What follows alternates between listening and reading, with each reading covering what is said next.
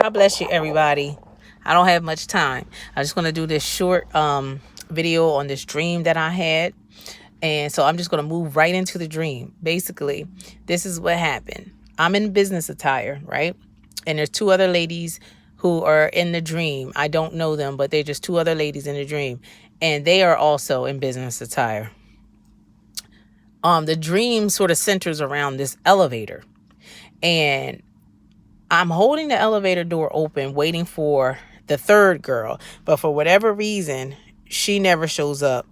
And so it's just me and the other girl, and we go up in the elevator. We go up to one of the upper floors. I don't know if it was the top floor or whatever, but it was one of the upper floors. And we get out of the we get out of the elevator, and lo and behold, the third girl is already seated in a seat. She's already seated in a seat and behind a desk. So he's like, I'm looking at her like, how you get here? And she kind of had an attitude. I was just like, we were waiting, like trying to get you in the elevator, and you already there. So then, after that exchange between me and her, I go off and I go into an executive's office. It was like, that was the point of the whole elevator thing. That was the point of the whole journey, was to get into this executive's office. So I get into the executive's office, and he's like sitting behind a desk, and I look at him, and it was like I saw through his pants. Like, I just saw through his pants. That's all I can say, didn't see details, but I just saw through his pants. And it was made known to me that the interpretation of that was like made known to me right then and there. Like, his intention was not to have a job interview, not to see, what my credentials were, but just basically have me perform some type of sexual act, and then maybe some way, somehow I'd get a position. And once that intention was known to me, I was like, oh, you got to be kidding me. Like, I ain't go through all this just for it to boil down to whether or not I do some type of immoral act. And I basically told him so. And then I walked out, and then I talked to the girl that was sorry guys, there's so much noise on this road.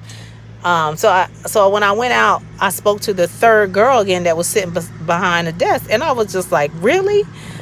I'm like, why you ain't tell me that this was really what's going on, with this journey, that really at the end of it, I was going to meet this man, this executive who has the was basically holding the positions hostage. And so that was the end of the dream. So the interpretation is this. Now, guys, before I give you the interpretation, some of y'all probably could just figure it out for yourself what the interpretation is. But before I give you the interpretation, I want you to know that I am by no means saying that when a man or a woman, for that fact, decides whether or not you get the position based on whatever sexual act you perform or don't perform, I am no way saying that is something that God would condone. But for this dream, we're not looking at that. We're not looking at that. And I'm glad that the Me Too movement has come out, and a lot of these men that have done all this crazy stuff is finally coming to light. So let's get into an interpretation, okay? Because I don't have much time. So the interpretation is this. All right, so let's break it down. I'm opening the door, the elevator door, holding the elevator door for this young lady. And this is something that God looks upon favorably, that we're helping each other. Yeah, I want to rise up the ranks, but I want you to get up there too. Like, I'm not going to lie, cheat, steal, sleep around to get what I need to get. We can all help each other. And God is not pleased that some of us are basically kicking each other's back and trying to step on the other one in order to rise up the ranks. There is enough I know people don't feel like there is, but there is enough for all of us. There is enough plenty in the land for all of us to rise up the rank. You don't need to be deceitful or kick your sister down in order to rise off, to rise above. No, God is saying no. We can all help each other rise up the ranks, to rise up the corporate ladder or rise up into whatever position. We always feel like, well, there's only one position open, and if she get it, then what I'm, you know what I mean? No, may the best female win. Why do we have to do that? Why do we have to kick each other down in order so that we could rise up the ranks? Now, I know there's situations where you feel like, man, I have applied and applied. Every time this position comes up, I have applied and I applied and I never get it. I never get it. But you know what? Somebody told me a long time ago, if you feel as though that you need to be in a position and you can't get that job for whatever reason, you can't get that particular job, create it yourself. Now that might sound like, crazy, but it's true. It's easy. It's easier said than done. But if you can't find what you're looking for in terms of what position you're trying to get, create it yourself. And I'll just tell you, and I haven't done it yet, but one of my dreams is to have a foundation for a particular issue that I deal with in my family with special needs children. And I'm like, I can't find this anywhere in my community. So you know what? I'm going to create it myself. I'll create it myself. But that can go with anything. You can create your own. You can be an entrepreneur, enterprise, be an entrepreneur and create it yourself. Create your own position. Maybe nobody else will hire you or whatever. And whatever. You know what movie that fits this is that movie La La Land. She created her own thing, her own self. Y'all need the movie. To me was a little boring, but I got the meaning. She created her own position, her own self, and then that blew up into other things. So, sorry, got interrupted.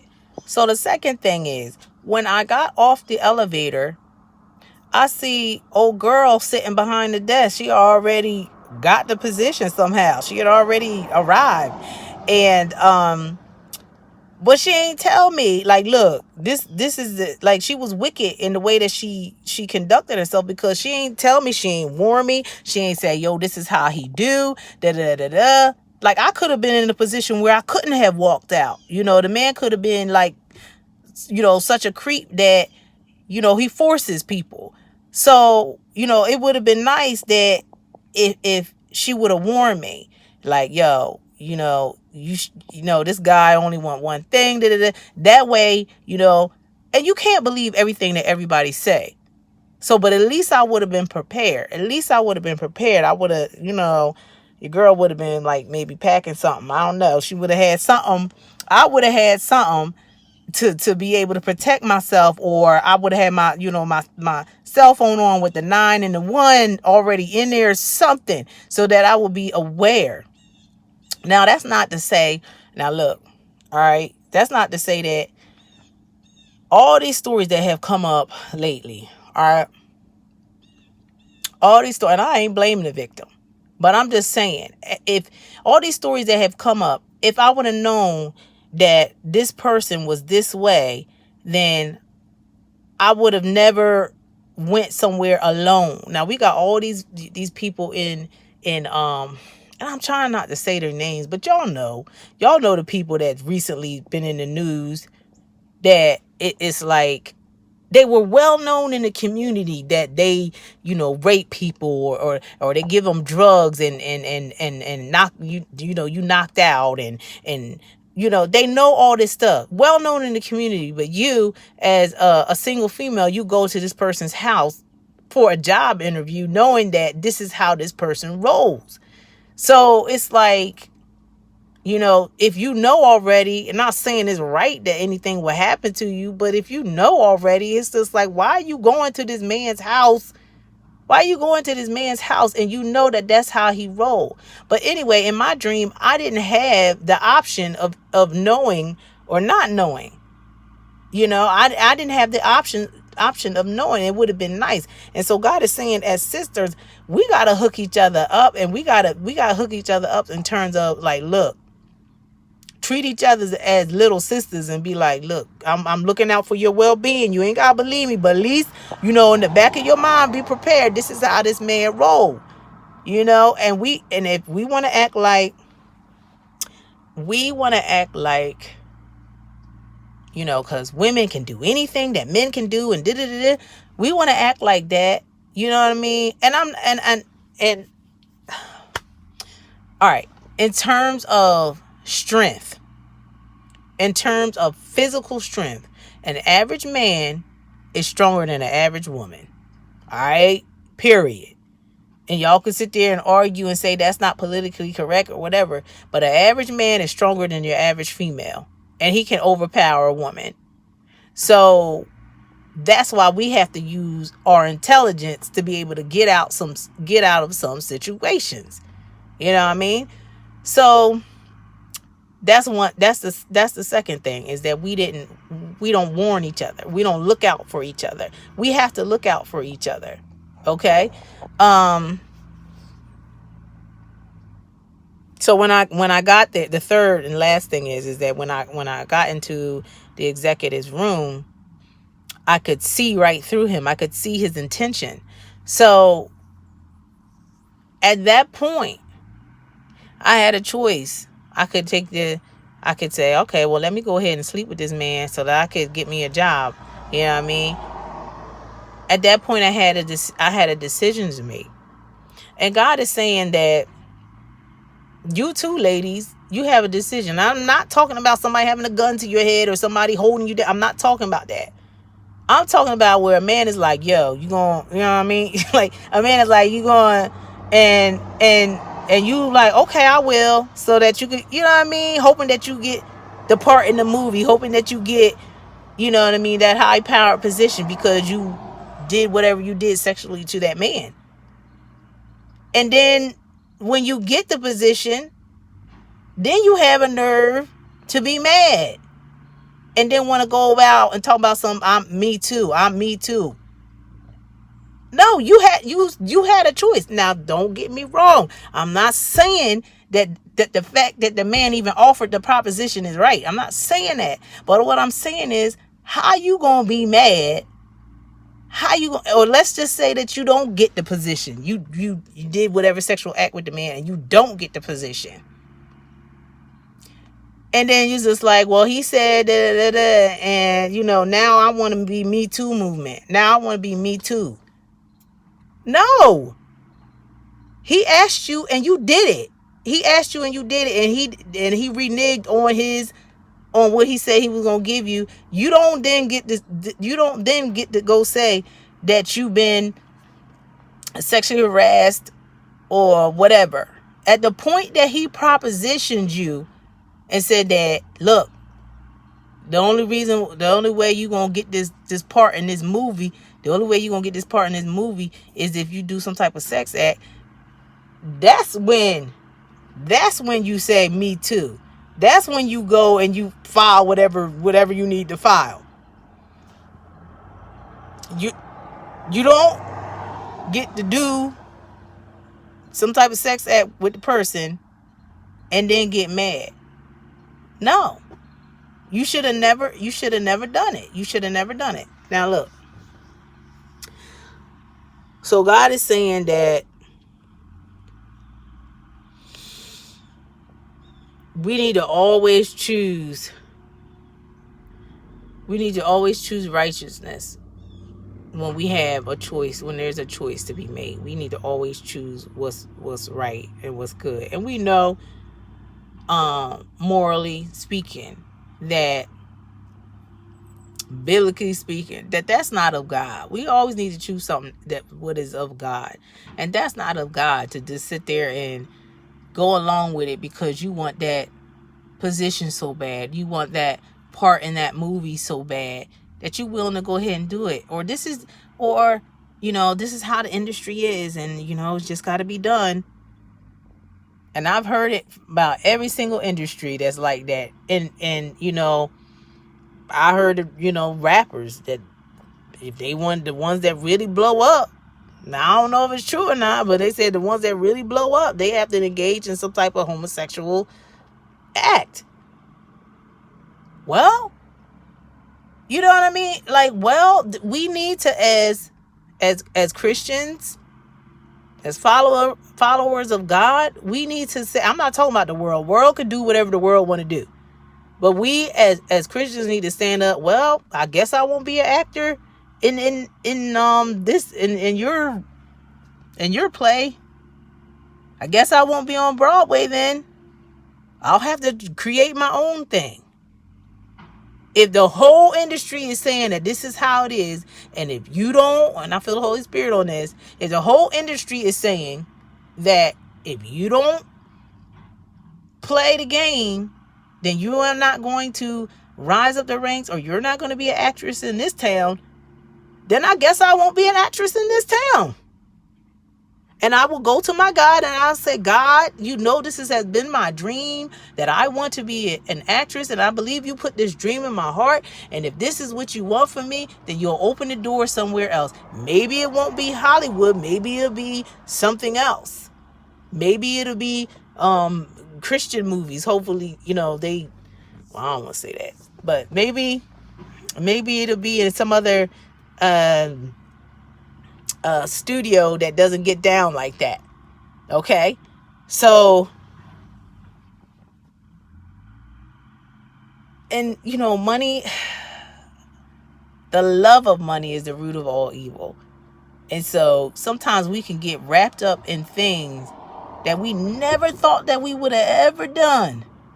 Like that, maybe that is so, maybe people go into things thinking like, I can't believe that I actually, slept with somebody to get a job. Like, I can't believe I actually did it. But that allure of that fame and money, and you'd be surprised what you turn around and do. You'd be surprised. So I am glad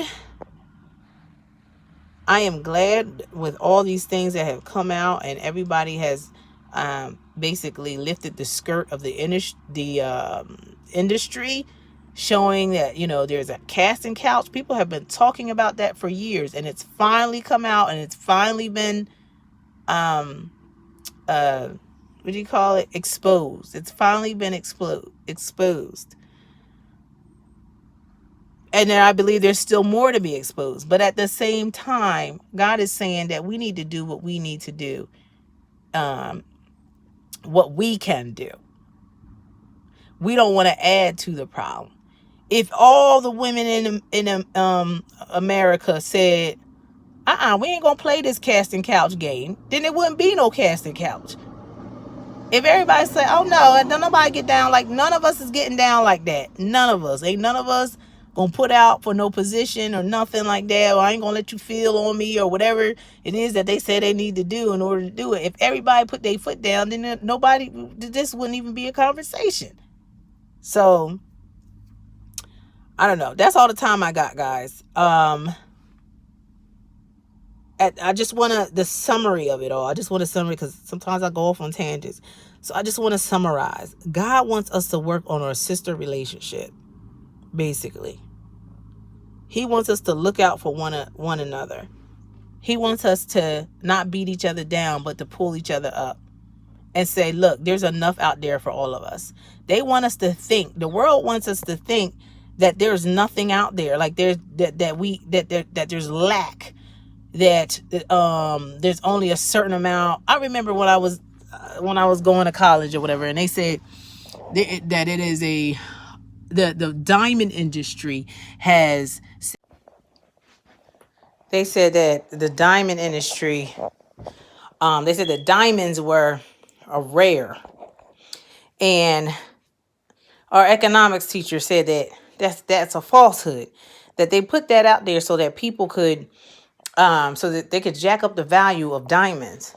So the more, think about it, the more something is scarce, the more something is rare, the more they have the ability to say that, okay, this is very valuable and the price is more. That's the same thing that the enemy wants us to believe about wealth and positions and our careers, that, oh, there's only one position that you can get, and if you don't get that position, you're done for. It's once in a lifetime. The enemy wants us to think that there's lack, that there's scarcity in the land. And I'm here to tell you that there's unlimited wealth. The Bible says that our Father owns 1,000 cattle on 1,000 hills, something like that. But it's unlimited, especially if you follow what God tells you to do. If you follow what God tells you to do, and you go and you let him direct your path and let him direct your career, then it's all going to work out. It doesn't matter if that seemed like that's the last position on earth. God will create another one for you. You just have to listen to him. You just have to follow what God tells you to do. So that's it, guys. I tried to re-record this over and over again because I'm like, it's too controversial. I don't want to be talking about all this stuff. People gonna say that I'm blaming them for being, raped or sexually harassed. But I try to re-record it. I try to take everything out, but this recording that you heard was the only one where I felt the spirit of God in it. So it is what it is. And people are going to get offended. So they just get offended. But like I said, I just want to say again that I'm not talking. God is just trying to tell you, if there's a way to prevent such a thing, then let's go ahead and try to prevent it. Just like when your mom or your dad told you back in the day, they say, make sure you always have enough money for the payphone. Make sure you go out in groups, especially if you're a female, you make sure you go out in groups. You don't go by yourself. If you go out to a party or a club or something, keep your drink closed, because you want to make sure that, nobody's spiking it and then dragging you out and you're almost comatose. That way you have a friend with you. They can be like, well, you taking my friend, So it's just stuff like that. No one is saying that blaming anybody for, because it's always the person who has the power, whoever is in the position of authority or whoever is physically stronger. It's always their fault. So that's where the blame belongs. But I also want to speak about, because every time God gives me something, I always ask God, well, where have I seen this in the Bible? And so what came to mind was the story of Dinah in Genesis chapter 34. And she, long story short, I'm not going to tell her whole story, but she was the daughter of Leah and Jacob, like the only daughter. And she went out to go see the daughters of Shechem. This is what the Bible said, that she went out to go see. She went out. That's what the Bible says. She went out to go see the daughters of Shechem. And it didn't say, and she brought, her friend with her. She brought a maid, or she brought some of her brothers. It just said she went out to go see the daughters of Shechem. And this is, at that time, she was in a place where they had just arrived to this area. So they didn't know the area. So she went out to go basically to explore.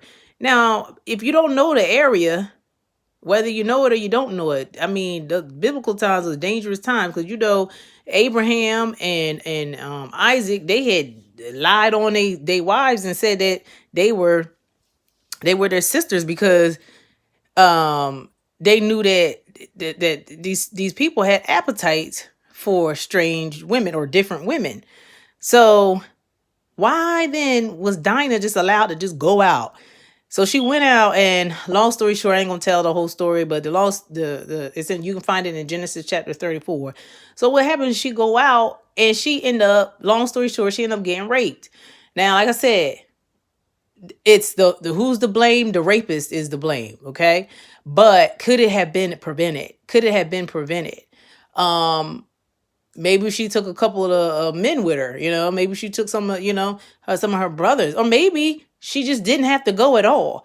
Yeah, she was the only girl in her family, but there was a whole a whole mess of people living in that camp where she could have communicated with other females. So it wasn't like, oh, there's no other girl in the family here, I'm all isolated.